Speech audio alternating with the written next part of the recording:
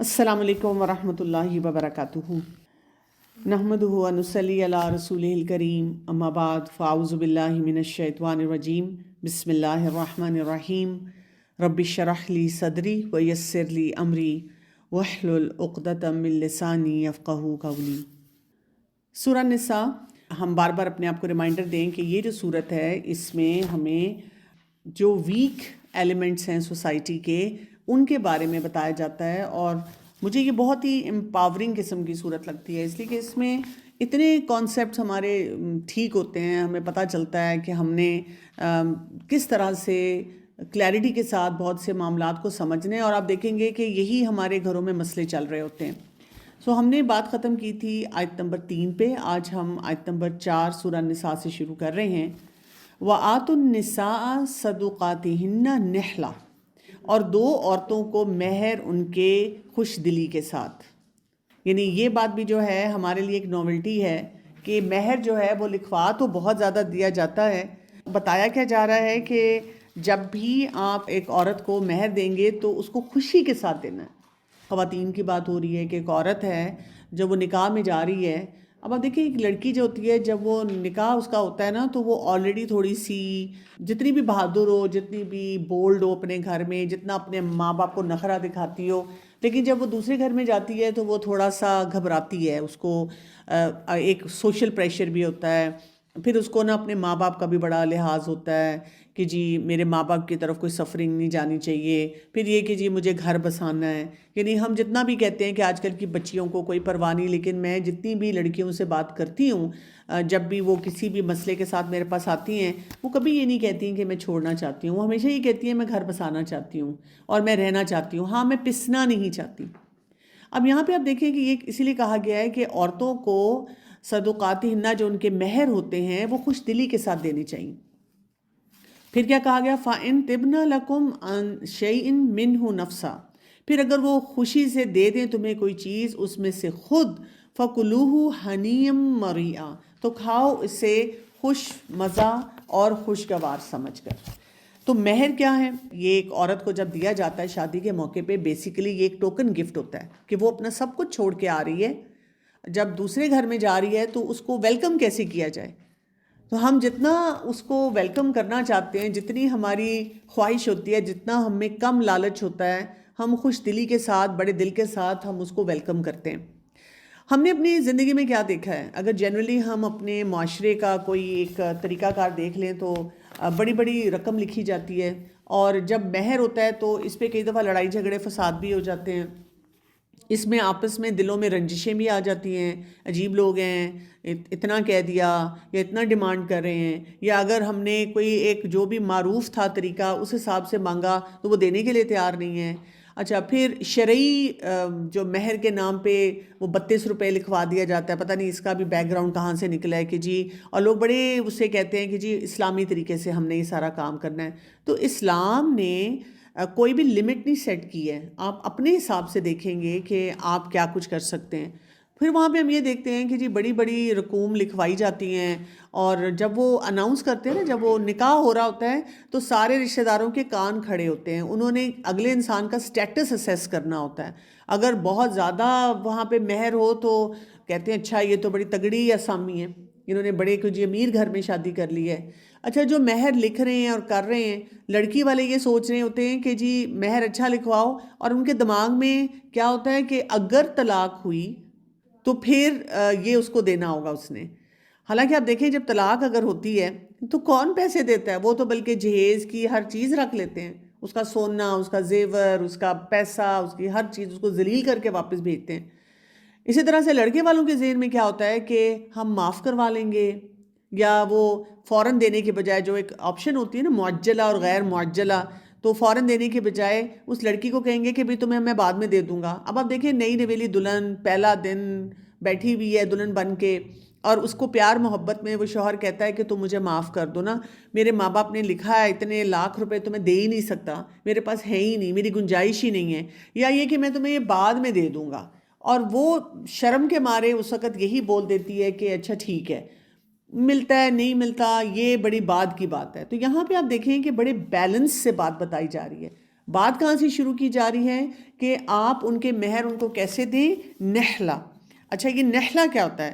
نحلہ کا مطلب جو ہے نا خوش دلی سے جو کہا گیا ہے، اس کا مطلب ہے کہ اس میں ٹال بٹول نہیں ہونی چاہیے. نحلہ کا مطلب یہ ہے کہ اس کو کم نہیں کرنا چاہیے. پھر یہ کہ دینے کے بعد احسان نہیں جتانا چاہیے. یہ واجب ہے، یہ احسان والی بات نہیں ہے. ٹھیک ہے، رسول اللہ صلی اللہ علیہ وسلم نے کیا فرمایا ہے کہ نکاح کرو خواہ لوہے کی انگوٹھی ہی دے کر کرو. ہمارے یہاں پہ جیسے میں نے یہ والی آپ کو کسٹمز بتائے ہیں، تو اور بھی بہت ساری خرابیاں ہمیں نظر آتی ہیں. جیسے وٹا سٹا کی شادی ہے، جس کو عرب کلچر میں کہا جاتا تھا نکاح شغار. اس میں کیا ہوتا تھا کہ وہ ایسا نکاح ہوتا تھا کہ ہم آپ کی بیٹی لیتے ہیں، آپ ہماری بیٹی لے لیں. اس کی وجہ سے اب ہمیں مہر جو ہے نا وہ ہمارا کینسل آؤٹ ہو جاتا ہے. کبھی کبھی یہ کر دیا جاتا ہے کہ جیسے گولڈ کی شکل میں اگر مہر دے دیا جاتا ہے، تو بعد میں کیا ہوتا ہے کہ ہسبینڈ جو ہے نا وہ بیوی سے لے لیتا ہے، اس کو بزنس میں ڈال دیتا ہے اور کہتا ہے کہ مجھے اس چیز کی ضرورت ہے. تو یہ بہت بڑا ظلم اور زیادتی ہے کہ ایسے کام نہیں کرنے چاہیے. اور عام طور پہ آپ دیکھیں نا کہ یہ جو ہمارے سارے ریچولز ہوتے ہیں اس کی وجہ سے خرابی ہوتی ہے. میں نے اپنی زندگی میں بھی یہی دیکھا، یہی سارے طریقہ کار دیکھے. اور مجھے یاد ہے کہ قرآن پڑھنے کے بعد میری ایک اسٹوڈنٹ تھی اور اس کی شادی تھی، اور اس کی بہت ماشاءاللہ دیندار گھر میں شادی ہوئی. تو جب میں اس کے نکاح پہ تھی اور نکاح کے وقت میں اس کے پاس بیٹھی ہوئی تھی، اور جیسے ہی نکاح ہوا اور جتنا بھی اس کا حق مہر تھا تو اس کے سسر نے اس بچی کے ہاتھ میں رکھا اس وقت کہ یہ بیٹا تمہارا حق مہر ہے. اور مجھے اتنا اچھا لگا، مجھے لگا کہ انہوں نے اس بچی کی کتنی عزت کی. اور ٹل دس ڈے میں یہ دیکھتی ہوں کہ اس کے ان لاز اس کا واقعی ہی کتنا خیال رکھ رہے ہیں. یعنی وہ جو ایک حق مہر دینا ہے نا، وہ بتا رہا تھا کہ یہ لوگ واقعی دین کے مطابق زندگی گزارنے والے ہیں اور واقعی عزت کے ساتھ اس بچی کو لے کر آ رہے ہیں، اور واقعی اس کی وہ ویلیو کرنے والے لوگ ہیں کہ انہوں نے بس جو دے دیا تو اس کو بہت خوشی کے ساتھ دے دیا، اس کو کوئی دھوکہ نہیں دیا. حدیث میں آتا ہے رسول اللہ صلی اللہ علیہ وسلم نے فرمایا کہ حق مہر کا ارادہ نہ رکھنے والا زانی ہے. اسی لیے آپ دیکھیں کہ لوگ اس کو غیر معجلہ کی طرف لے کر چلے جاتے ہیں. ہمیں یہ بات دیکھنی چاہیے کہ اس میں جو ہے نا یہ بہت امپورٹنٹ ایلیمنٹ ہے. اور آپ کو پتہ نہیں کہ اگر کوئی حق مہر نہیں دیتا، اس نے لکھا ہوا ہے، تو یہ ادھار سمجھا جاتا ہے. یعنی اگر وہ شخص فوت ہو جاتا ہے تو جہاں اس سے پوچھا جاتا ہے کہ مطلب پوری برادری سے یا جو بھی لوگ ہوتے ہیں وہاں پہ کہ کوئی اس نے قرض تو نہیں دینا تھا، تو اس میں حق مہر بھی شامل ہوتا ہے. ان باتوں کا اس کو بہت زیادہ احساس کرنے کی ضرورت ہے. تو ہمارے یہاں پہ یہ ہے کہ اس کی شدت کو نہیں سمجھا جاتا. عورت جو ہوتی ہے وہ محبت میں اور اسی چیز میں کہ اب میں کیا بولوں، کیسے کروں، یا اس بات کا جھگڑا تو نہیں ہم بنا سکتے، وہ کیا کرتی ہے کچھ وقت خاموش ہو جاتی ہے. اور پھر ساتھ اس کے بعد آپ دیکھیں کہ اس میں بیلنس بھی لایا گیا. اب بیلنس کیا ہے کہ پھر اگر وہ خوشی سے دے دے تمہیں کوئی چیز تو اس میں سے خود دے. یعنی اگر ایک لڑکی خود فیصلہ کرتی ہے کہ بھی مجھے اتنا زیادہ نہیں چاہیے، ہاں تم بالکل ٹھیک کہہ رہے ہو، جو آپ کے والدین نے اتنا زیادہ حق مہر لکھوایا ہے اور مجھے پتہ ہے کہ آپ اتنا نہیں دے سکتے، آپ مجھے کم دے دیں، میں آپ کو معاف کرتی ہوں، مجھے ضرورت نہیں ہے. یعنی آپ پورے سرکمسٹانسز کو سمجھتے ہیں. تو آپ جب ساری بات کو وہ سمجھنا شروع کر دیتے ہیں تو پھر کیا ہوتا ہے کہ آپ اگر وہ خوشی سے اس طرح سے دے دیتی ہے تو پھر کیا ہے، فَكُلُوهُ، تو کھاؤ اس سے، حنیم مریا، خوش مزہ اور خوشگوار سمجھتے ہوئے. ہنی جو ہے نا، اس میں ہوتا ہے کہ جیسے اس میں کوئی مشقت نہیں ہے. ہنین کا مطلب ہے کہ مشقت کے بغیر آپ کو کوئی چیز مل جاتی ہے. ٹھیک، تو ظاہر ہے اس مرد نے کوئی ایفرٹ تو نہیں کی نا، اس نے کمایا نہیں ہے، اللہ کی طرف سے اس کو مل گیا. بیوی نے کہا کہ جی ٹھیک ہے تم رکھ لو، کوئی مسئلہ نہیں ہے، مجھے اتنی ضرورت نہیں ہے اس چیز کی. اور اس کے ساتھ مریا کیا ہوتا ہے، ایسا کھانا جس سے انسان بیمار نہ ہو. یعنی اس میں نا آپ دیکھیں بیلنس ہے تاکہ کوئی بھی کسی کو مس یوز نہ کرے. ہماری سوسائٹیز میں کیا ہوتا ہے، میں جہاں بھی بہت سے کیسز کو دیکھتی ہوں جہاں پہ ہم قرآن میں دیے گئے اعتدال اور بیلنس کو نہیں سمجھتے. کہیں پہ خواتین مس یوز ہو رہی ہیں، اور کہیں پہ خواتین نے جب دیکھا کہ اچھا جی یہ پچھلی 2 جنریشن 3 جنریشن کو مس یوز کیا گیا، یا کلچرلی ہمیں نظر آ رہا ہے، ہمارے ایسے ڈرامے بھی بننا شروع ہو جاتے ہیں، ہمارے ایسے ٹاک شو بھی ہوتے ہیں اور خواتین کو بہت کچھ بتا دیا جاتا ہے کہ ان کے رائٹس کیا ہیں. اب وہ کیا کرتی ہیں کہ اس رائٹ کو مس یوز کرنا شروع کر دیتی، اب وہ مرد کے ساتھ زیادتی کرنا شروع کر دیتی. والدین کو بھی یہ بات سمجھنی چاہیے، یعنی ان کو سٹیٹس دیکھنا چاہیے کہ کون کتنا کر سکتا ہے، کتنا نہیں کر سکتا. اسی طرح لڑکے اور لڑکی کو بھی یہ دیکھنا چاہیے. تو ہمیں ایک بیلنس کے ساتھ چلنا چاہیے. اور اس کے لیے جو چیز ہمیں آنی چاہیے اس کے بارے میں ابھی ہم آگے بات بھی کریں گے. میچورٹی کا لیول. پرابلم ہماری یہ ہوتی ہے کہ ہم جتنے فیصلے کر رہے ہوتے ہیں وہ اممیچور طریقے سے کرتے ہیں. یعنی پڑھی لکھی لڑکی ہوگی, بہت بڑی ڈگری ہوگی, لیکن وہ کہے گی دراصل مجھے تو سمجھ ہی نہیں آئی اور انہوں نے میرے سے سارا پیسہ لے لیا اور اس طرح سے یہ کام کر لیا. ٹھیک ہے. یا لڑکا جو ہے اس کو نہیں سمجھ آ رہی ہوگی کہ جی وہ نہیں افورڈ کر سکتا, لیکن اب وہ پھنسا ہوا ہے, وہ پریشان ہے, اس کے ماں باپ کا یا سوشل پریشر ہے کہ اس نے اتنا دینا ہے. تو اسمارٹنس جو ہے نا وہ, اور فائنینشیل اسمارٹنس جو ہے ہمارا دین بہت زیادہ ہمیں سکھاتا ہے. آیت نمبر 5 کو دیکھیں. اس کے بعد کہا گیا وَلَا تُؤْتُوا السُّفَهَاءَ أَمْوَالَكُمُ الَّتِي جَعَلَ اللَّهُ لَكُمْ قِيَامًا وَارْزُقُوهُمْ فِيهَا وَاكْسُوهُمْ وَقُولُوا لَهُمْ قَوْلًا مَّعْرُوفًا. اور اپنے مال نادان یتیم بچوں کے حوالے مت کرو جن کو اللہ نے تمہارے لیے قیام یا زندگی کا ذریعہ بنایا ہے, اور انہیں اس میں سے کھلاؤ اور پہناؤ اور ان سے بھلی بات کرو. وَقُولُوا لَهُمْ قَوْلًا مَّعْرُوفًا, بھلی بات کرو. تو یہاں پہ اب کیا بات پتہ چل رہی ہے؟ یہاں پہ ایک امپورٹنٹ پرنسپل یہی پتہ چل رہا ہے, ایک بڑے خوبصورت انداز میں بتا دیا گیا, جو نادان لوگ ہوتے ہیں آپ ان کو اس طرح کھلم کھلا مال نہیں دے سکتے. گھروں میں ہمارے یہی تو مسئلہ ہے. یعنی ماں باپ بھی کیا کر رہے ہیں کہ بچہ لٹا رہا ہے, ضائع کر رہا ہے, پڑھائی نہیں کر رہا, اس کو طریقہ ہی نہیں آتا اسپینڈ کرنے کا, اور کیونکہ آپ کی زمینیں ہیں, جائیدادیں ہیں, یا آپ کہیں سے قرض لے رہے ہیں, یا آپ جو جمع پونجی ہے آپ بچے پہ لٹاتے چلے جا رہے ہیں. بچہ کچھ بھی نہیں کھا رہا کام سے ہی. شادی ہوتی ہے تو بیوی بھی یہی کام کرنا شروع کر دیتی ہے, وہ دیکھتی ہی نہیں ہے. کبھی کبھی کوئی بچی مجھے کہتی ہے کہ وہ دراصل میں نے سیرت پڑھی تھی اور اس میں دیکھا تھا کہ خدیجہ رضی اللہ عنہا نے اپنا سارا مال رسول اللہ صلی اللہ علیہ وسلم کو دے دیا. تو میں نے کہا دیکھیں ان کی کریڈیبلٹی کتنی تھی, اور ان کی کریڈیبلٹی کو وہ ایکسپیرینس کر چکی ہوئی تھی, صادق اور امین تھے. اس کے علاوہ جب بزنس ڈیلنگ ہوئی تو انہوں نے وہ سارا کچھ دیکھا تھا کہ وہ کیسے بزنس کرتے ہیں, تو انہوں نے بلائنڈلی نہیں ٹرسٹ کیا تھا, ان کے پاس ایویڈنس تھا. تو یہاں پہ کہا گیا کہ نہ دو تم نادانوں کو اپنے مال, وہ جو بنایا اللہ نے تمہارے لیے قیام کا ذریعہ, اور رزق دو انہیں اس میں سے, اور پہناؤ انہیں اور ان سے اچھی بات کرو. اب یہ بہت خوبصورت انداز میں بتایا جا رہا ہے. سفہا کس کو کہا گیا ہے؟ ایسا انسان جو بہت کم عقل ہوتا ہے, وہ میچور نہیں ہے, وہ مال کو ضائع کرتا ہے.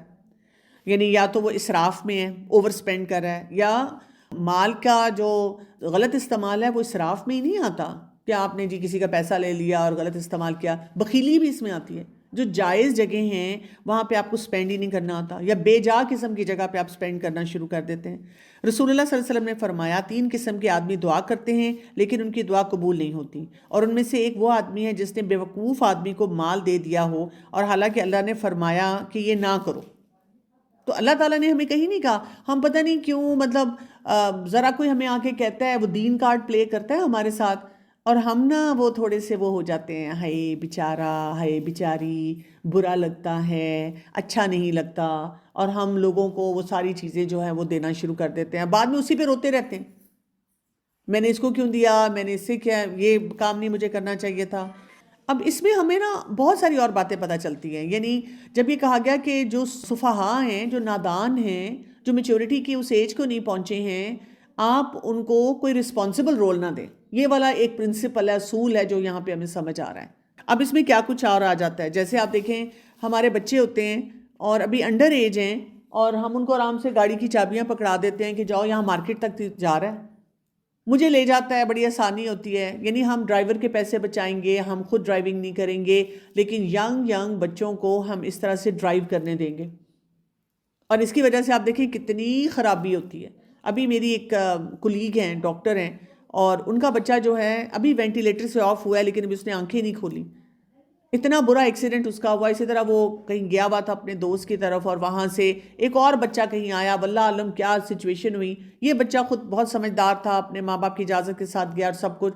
وہ دوسرا بچہ اس نے گاڑی پکڑ لی, وہ ڈرائیو کر رہا تھا, اور وہ ریش ڈرائیونگ بھی کر رہا تھا, اور وہ پتہ نہیں کیا ریسیں لگا رہا تھا اور کیا کچھ کر رہا تھا. وہ کہتے ہیں کہ گاڑی کا کچومر نکل گیا. وہی بچہ جو خرابی کر رہا تھا وہ بچ گیا, اس کے ساتھ ایک دوسرا بچہ تھا, اس کی ڈیتھ ہوگی, اور یہ اس وقت جو ہے آلموسٹ کومے میں ہے. اور گاڑی کی حالت یہ تھی, وہ کہتے ہیں کہ لگتا تھا کہ اس کو کسی چیز سے پکڑ کے باقاعدہ اتنا پریس کیا گیا ہے کہ پتہ نہیں, لگتا تھا اس میں سے کوئی بھی نہیں بچا ہوگا. اب ہم جب چھوٹے بچوں کو گاڑی چلانے کے لیے دے دیتے ہیں, یہ ہم کام غلط کرتے ہیں. میں بھی ٹریول کر رہی تھی, اور میں نے ایک منظر دیکھا جو میرے لیے بہت ہی پینفل تھا. میں نے کیا دیکھا؟ حالانکہ بات کہنے کو چھوٹی سی تھی. میں نے یہ دیکھا کہ میں کھڑی ہوئی ہوں لائن میں چیک ان کرنا ہے. ایک خاتون کو میں نے دیکھا، ینگ ہیں، سمارٹ ہیں اور بڑی کانفیڈنٹلی کھڑی ہیں. ان کے ساتھ 2 بچے تھے، ایک کوئی 8 سال کا ہوگا اور ایک کوئی 13-14 سال کا ہوگا. انہوں نے دونوں بچوں کو الگ الگ لائن میں کھڑا کیا ہوا تھا اور خود درمیان میں کھڑی تھی. اور وہ دیکھ کیا رہی تھی کہ جون سی لائن جلدی چلے گی میں اس میں شامل ہو جاؤں گی. میں لگاتار یہ منظر دیکھ رہی تھی. وہ دونوں بچوں کو چلا رہی تھی اور کتنا فرق پڑا، 10 منٹ کا بھی فرق نہیں پڑا. لیکن انہوں نے اپنے بچے کو یہ نادانی سکھا دی. ایک تو ہوتا ہے نا کہ بچہ خود ہی میچور نہیں ہے، لیکن بہت امپورٹنٹ بات ہمیں یہاں پہ یہ سمجھنی ہے کہ ہم اپنے بچوں کو خود نادانی والے کام سکھاتے ہیں، خود گاڑی کی چابی دیتے ہیں، خود ہم یہ کہہ رہے ہیں. اب میں بہت سوچتی رہی، پھر میں نے کہا یہ ایسی خاتون ہے، یہ نہ ہو یہ بہت ہی کوئی بڑا فساد کھڑا کر دیں. جب میں ان سے بات کروں، میرا بہت دل چاہ رہا تھا ان سے کہوں کہ آپ اتنی عقل مند لگ رہی ہیں، پڑھی لکھی لگ رہی ہیں، خوب فلوئنٹ انگلش بول رہی ہیں اور آپ بڑی کانفیڈنٹلی اپنے بچوں کو لے کے چل رہی ہیں، لیکن آپ نے اپنے بچے کو کتنا نادانی والا بیہیویئر سکھا دیا ہے. آپ ایک اصول نہیں فالو کر سکتے. آپ کی سیٹ بھی نہیں بدلنی، وہی سیٹ رہنی ہے. جہاز نے آپ کے بغیر نہیں اڑنا. آپ اگر ٹکٹ اپنا وہ چیک ان کر بھی لیں گی، اس کے بعد آپ کو باقی پیسنجرز کے لیے بھی ویٹ کرنا ہے. تو آپ صرف 10 منٹ یا 5 منٹ لائن میں ایکسٹرا نہیں کھڑا ہونا چاہ رہی. تو جب میں کسی اور سے یہ بات شیئر کری، انہوں نے کہا یہ تو بہت کامن ہے، میاں بیوی بھی ٹریول کرتے ہیں تو وہ یہی کرتے ہیں، 2 لائنوں میں کھڑا ہوتے ہیں، جو لائن پہلے نکلتی ہے دوسرے کو وہاں بلا لیتے ہیں. گروسری کرتے ہوئے بھی لوگ جب رش زیادہ ہوتا ہے تب بھی لوگ ایک بندہ کھڑا ہو جاتا ہے ٹرالی لے کے، اور باقی وائفس کو میں نے کئی دفعہ دیکھا ہے کہ وہ سامان لانا کے ٹرالی پہ ڈال رہی ہوتی ہے اور ہسبینڈ لائن چلا رہے ہوتے ہیں. تو وہ جی، یعنی یہ نہایت ہی السفہاء والا بیہیویئر ہوتا ہے کہ ہمیں اپنے آپ کو مطلب اس چیز سے بچانا چاہیے. اسی طرح آپ دیکھیں ہم اپنے بچوں کو فائنینشیل اممیچورٹی کے ساتھ کیسے لے کے چلتے ہیں. اماں ابا نے ٹوٹا ہوا موبائل پکڑا ہوا ہوگا، پرانا ترین موبائل ہوگا. بچوں کے پاس کون سا ہوگا؟ لیٹسٹ فون ہوگا، آئی فون لیٹسٹ ہوگا ان کے پاس، لیٹسٹ آئی پیڈ یا ٹیب ہوگی، لیٹسٹ لیپ ٹاپ ہوگا. اور ماں باپ جو ہیں ان کو کچھ بھی چیز استعمال کرنی نہیں آتی. اور کمائی کس کی ہے؟ ماں باپ کی ہے.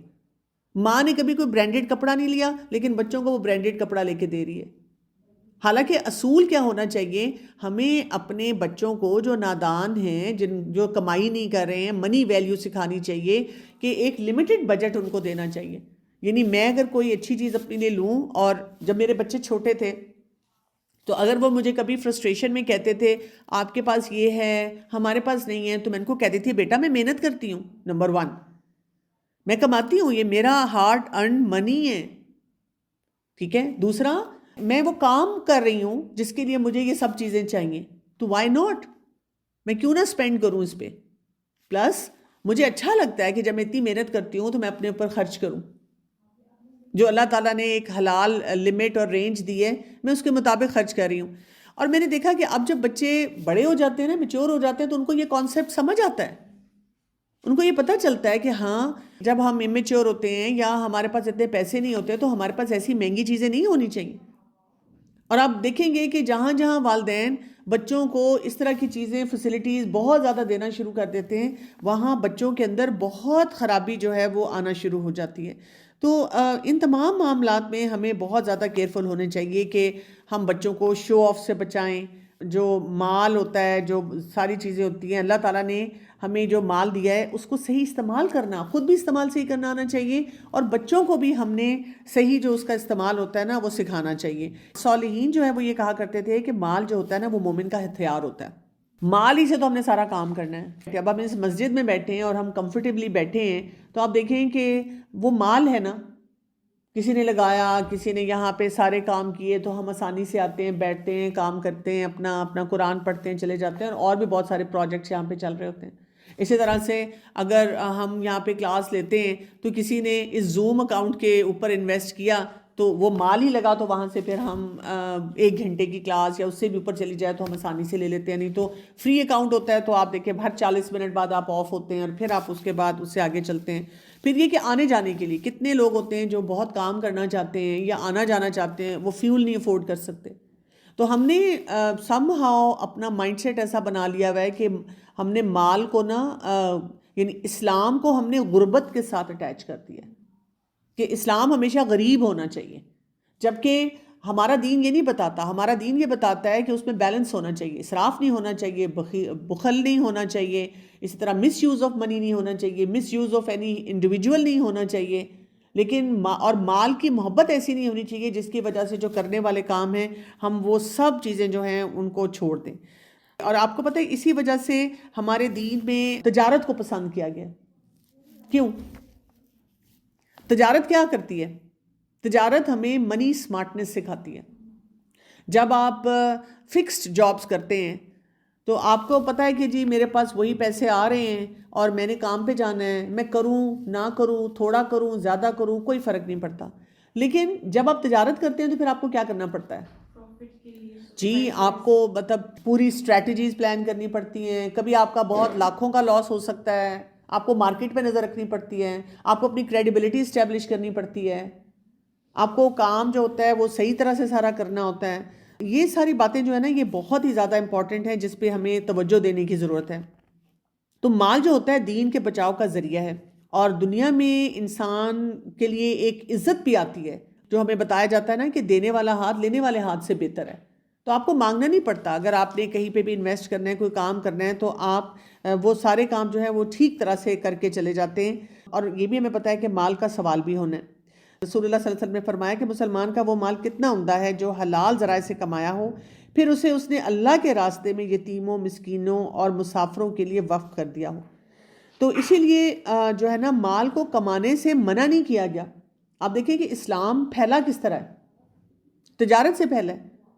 جب مسلمان تجارت کرتے تھے، اور جب ہم آپ دیکھیں جب ہم سیرت پڑھتے ہیں تو ہمیں کیا نظر آتا ہے؟ صحابہ کرام ہر وقت ڈھیروں ڈھیر مال دے رہے ہوتے تھے، بیواؤں کو دے رہے ہیں، یتیموں کو دے رہے ہیں، جنگوں میں غزوات میں لگا رہے ہیں، اسلام کی فلاح کے لیے لگا رہے ہیں. اب آپ دیکھیں ہم سے کوئی مانگتا ہے تو ہم تھوڑے سے پیسے نکالتے ہیں، 1000 روپیہ 2000. ایک دفعہ میں نے کسی سے یہ بات کی، یعنی جیسے ہوتا ہے نا لوگ کئی دفعہ یہ کوئی کانسرٹ کرتے ہیں، فیشن شو کرتے ہیں، اور پھر اس سے وہ جو پیسہ آتا ہے وہ کہیں چیریٹی میں دیتے ہیں. تو میں نے ان سے کہا کہ آپ ایسے کیوں کرتے ہیں؟ آپ کو چاہیے کہ سیدھا سیدھا چیریٹی میں دے دیں. انہوں نے کہا کہ اس کے لیے لوگ پیسے ہی نہیں دیتے. اگر آپ ویسے مانگتے ہیں تو لوگ کیا کرتے ہیں کہ جی 200 روپیہ 500 روپیہ 1000 روپیہ 2000 دے دیتے ہیں. لیکن اگر ہم نے وہاں پہ 20,000 کا ٹکٹ رکھا ہوتا ہے، وہ 20,000 کا ٹکٹ لیتے ہیں، اور پھر ہم نے اگر الگ سے کوئی 10,000 کھانے کے رکھے ہوتے ہیں، وہ 10,000 کا کھانا بھی وہاں پہ دیتے ہیں. پھر اس کے علاوہ اگر ہم ان کو سٹالز لگانے دیتے ہیں، وہ سٹال کے وہاں پہ جو کچھ لگاتے ہیں وہ بھی پھر دے دیتے ہیں، وہ اپنی پبلسٹی بھی کر دیتے ہیں، اور اس طرح لوگ دیتے ہیں. ادروائز دین کو دینے کے لیے لوگ جو ہیں وہ تیار نہیں ہوتے ہیں.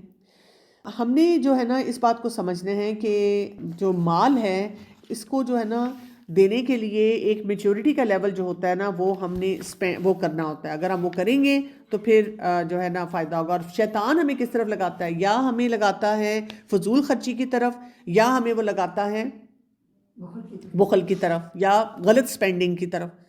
اور ہمیں یہ بھی پتہ ہے کہ مال کے بارے میں سوال بھی ہوگا. جو 5 سوال ہوں گے ان میں سے ایک سوال کیا ہوگا کہ کہاں سے کمایا، کہاں خرچ کیا.